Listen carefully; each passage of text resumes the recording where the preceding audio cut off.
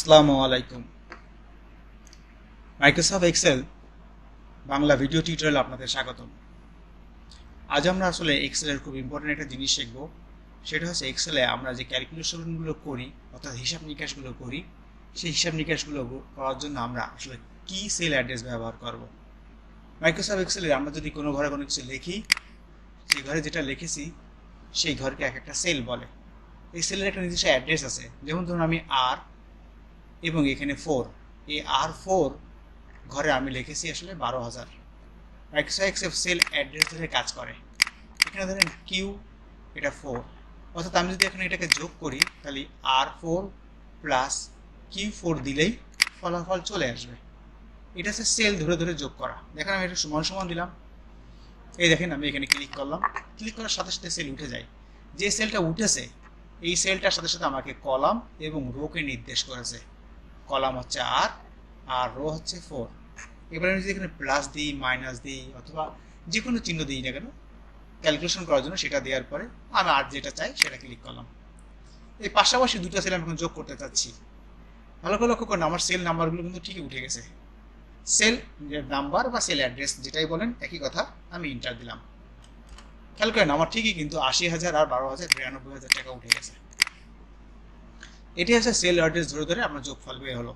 আপনি যদি এখানে এই 80,000-এর জায়গায় এটাকে 50,000 করেন, নিজে থেকেই ঠিক ওই রিলেটিভলি এটা চেঞ্জ হয়ে যাবে। দেখেন এখানে 50,000, এখানে 12,000 হয়ে গেছে, এখানে 62,000 হয়ে গেছে অটোমেটিক। এখন প্রশ্ন হচ্ছে আপনি ঠিক একই কাজ যদি অনেকগুলো সেলে করতে চান, অর্থাৎ এই পাশাপাশি যোগগুলো আবার করতে চাচ্ছেন, এরকম হাজার হাজার যোগ আপনি করতে চাচ্ছেন, তাহলে কি বারবার টাইপ করবেন? আবার আপনাকে আবার সমান দিয়ে এরকম আবার এই পরেরটা দেবেন এবং তারপরটা দেবেন, এইভাবে করবেন তাহলে তো অনেক সময় লেগে যাবে। সেক্ষেত্রে তো ক্যালকুলেটারও তাড়াতাড়ি হতো। তা আমরা না, রিলেটিভ সেলের সুবিধা হচ্ছে একই ধরনের ক্যালকুলেশন একবার করলে আপনি যে ফলাফলটা পাবেন সেই ফলাফলে ক্লিক করেন।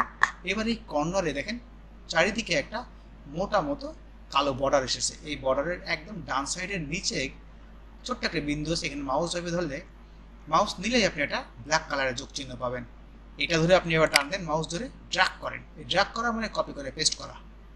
অটোমেটিক দেখেন সবাই সবার পাশাপাশি যোগফলগুলো চলে এসেছে সবাইটা, এবং কিছু নিচের দিকে দুটো ঘর শূন্য এসেছে। তার মানে হচ্ছে আমরা এখানে কোনো সংখ্যা বসাইনি। এবার আমি কোনো সংখ্যা বসাই না, দেখেন অটোমেটিকলি এটা চলে এসেছে। অর্থাৎ একই ধরনের ক্যালকুলেশন যদি আমি চাই তাহলে সেটা টান দিলেই সূত্রটা যতদূর আমরা টান দেবো এবং পাশাপাশি ঘরের যে ঘরগুলো আমরা রেফারেন্স হিসেবে নিয়েছি সেই ঘরগুলোর ফলাফল চলে আসবে। আমি ডাবল ক্লিক করি, দেখেন ফলাফল চলে এসেছে। ঠিক আছে, আমার সূত্র চলে এসেছে, ইন্টার দিলে ফলাফল চলে এসেছে। এগুলো বলে relative sell address. Relative sell অ্যাড্রেসে আপনি সূত্র ধরে ড্র্যাগ করলে বা টান দিলে পাশাপাশি যোগফলগুলো অটোমেটিক চলে আসবে। সেম একইভাবে আমি যদি আরেকটা কাজ করি, অর্থাৎ আমার কোনো ফলাফল চাচ্ছি বটে কিন্তু টান দিলে চেঞ্জ করতে চাচ্ছি না, আমার কোনো ক্যালকুলেশনে যদি এমন হয় যে আমার টান দেব কিন্তু সেল অ্যাড্রেস চেঞ্জ হবে না, যতটুকু চাই ততটুকু চেঞ্জ হবে, যতটুকু চাচ্ছি না ততটুকু চেঞ্জ হবে না, সেই ক্ষেত্রে আমাকে এটা অ্যাবসলিউট সেল অ্যাড্রেস ব্যবহার করতে হবে। অ্যাবসলিউট সেল অ্যাড্রেস আসলে ব্যবহার করে সেটা ডলার চিহ্নের মাধ্যমে একটা ডলার চিহ্ন দিতে হয় সেলের আগে এবং পরে, বা সেটা এখন অ্যাবসলিউট হয়ে যাবে, নড়াচড়া করবে না। দেখেন আমি এবার একই কাজ আবার করি, সমান সমান। এবার আমি একবার মতো এই কিউ 4 ঘরে ক্লিক করলাম। এখন আমি ডলার চিহ্ন যদি হাতে দিই আমি, তাহলে আমাকে কিউর আগে এসে ক্লিক করে শিফট চেপে একটা ডলার চিহ্ন দিতে হবে এবং রোর আগে একটা ডলার চিহ্ন দিতে হবে। আবার এখানে মাঝখানে এসে যে যোগ চিহ্ন ছিল সেই যোগ চিহ্ন দিতে হবে। এটা হচ্ছে আমি যদি নিজে নিজে দিই ডলার চিহ্ন সেই সিস্টেম। যদি মনে করি যে না আমাকে সিস্টেম দিয়ে দেবে অটোমেটিক, যেমন আমি পরেরটাই আবার ক্লিক করি আর 4-এ, দেখেন এখানে আর 4 এসেছে। এবার আমি চাচ্ছি এটার দুই দিকে ডলার চিহ্ন উঠে যাক। আমি এবার কি করতে যদি F4 দিই তো দেখেন ঠিকই ডলার চিহ্নগুলো উঠে গেছে। অর্থাৎ F4 সেল অ্যাড্রেসে অটোমেটিক আপনার অ্যাবসলিউট সেল যে সাইনটা অর্থাৎ ডলার চিহ্নটা সে দিয়ে দেয়। এবার আপনি ইন্টার দেন, ইন্টার দিলে দেখেন ঠিকই কিন্তু 62,000 এসেছে, এখানে 62,000, এখানে 62,000। অ্যাবসলিউট সেল অ্যাড্রেসের তথ্য কখনো চেঞ্জ হয় না। এবার আপনি টান দেন, দেখেন কখনো এই 62,000 ছাড়া আর কোনো সব আসবে না। এখানে আপনি যে কোনো ঘরেই ডাবল ক্লিক করেন সে দেখাবে আপনার ওই উপরের দুটা ঘরের ক্যালকুলেশন। দেখেছেন পাশাপাশি কোনো কিছু দেখাচ্ছে না। কিন্তু একইভাবে আপনি পাশে একটা ক্লিক করেন, সেখানে দেখা যাচ্ছে পাশাপাশি ক্যালকুলেশন। এই হচ্ছে সেল অ্যাবসলিউট সেল অ্যাড্রেস এবং রিলেটিভ সেল অ্যাড্রেসের সুবিধা। এখন আসেন আমরা কোথায় অ্যাবসলিউট সেল অ্যাড্রেস ব্যবহার করব আর কোথায় রিলেটিভ ব্যবহার করবো একটু দেখে নিই। আমরা ধরুন আমরা একটা স্যালারি শিট করতেছি, এখানে আমাদের এই টোটাল বের করার দরকার। আমরা এই টোটালটা বের করতে চাচ্ছি, তাহলে আমরা সমান সমান সাম দিলাম। সাম মানে যোগফল। আপনি যদি সাম না দিয়ে মনে করতেন যে আপনি একটা একটা করে যোগ করবেন, তাও পারতেন। যে আমি ধরেন বেসিক স্যালারি, যোগ চিহ্ন হাউস রেন্ট, যোগ চিহ্ন মেডিকেল, বিগ চিহ্ন ট্যাক্স, আপনার ইচ্ছা মতো আলাদা করতে চাইতেন, সেটাও পারতেন। যদি মনে করেন আমি ফাংশন ব্যবহার করে করব, তাহলে আমি একটা ফাংশন লিখলাম। ইংরেজি যেসব শব্দ ব্যবহার করে আমরা ফর্মুলা তৈরি করি তাকে ফাংশন বলা হয়। সাম একটা ফাংশন, তারপরে ব্র্যাকেট। এবার কোন অংশটুকু যোগ করতে চাই সেই অংশটুকু জাস্ট ব্লক করি বা ড্র্যাগ করি। এই দেখেন আমি যতটুকু চাই না কেন, একাধিক সেল একবারে যোগ করার জন্য এই সাম ফাংশন ব্যবহার করা হয়ে থাকে। এই ব্র্যাকেট দিলাম।